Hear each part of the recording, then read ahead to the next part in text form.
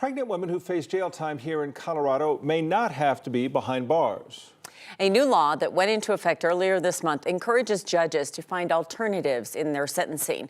9 News reporter Jaleesa Rosari joins us. And Jaleesa, this effort seems like it stems from a recent incident, one that was actually caught on camera. Yeah, Kim and Tom, we do want to warn everyone this may be difficult to watch. About 5 years ago, Diana Sanchez gave birth inside her cell at the Denver County Jail. The incident started a lawsuit that has since been settled. While this all changed Sanchez's life, her attorney hopes the new law will prevent this from happening again. Outside the Denver County Jail is a story of what happened on the inside. The video of Diana giving birth in her cell all alone, just feet away from the toilet, is horrifying. And I wish it were an isolated incident, but it's not. This kind of thing has happened over and over and over again. Mari Newman is Diana Sanchez's attorney.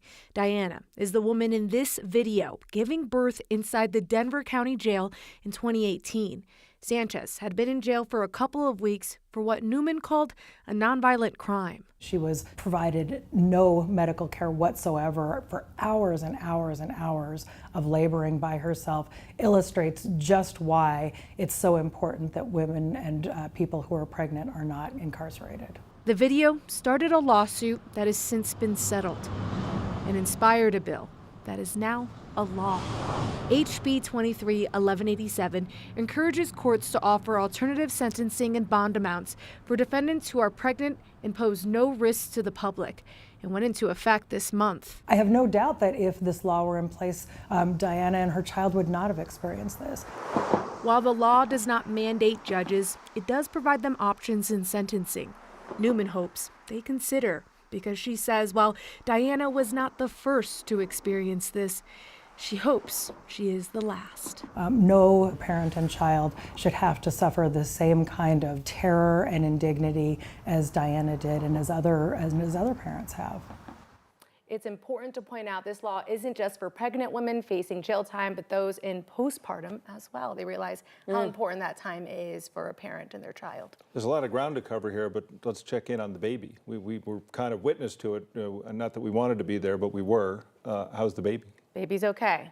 And I think that's the most important thing here, right? The baby is okay, especially after experiencing such a traumatic birth, right?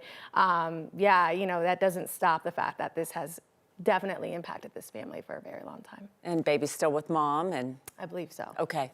Yeah, when you think about it, giving birth, how many times do we hear these stories of where a mom's life is in danger, a baby's life is in danger? I mean, it's a traumatic event all the way around. And I think that's why these individuals who wanted this law argue, right, is that this is an unnecessary risk. If the individual actually does not pose a threat to the public, why put a baby at risk then at that point? We'll follow up on that. All right, thanks, Jaleesa. Okay, thank you.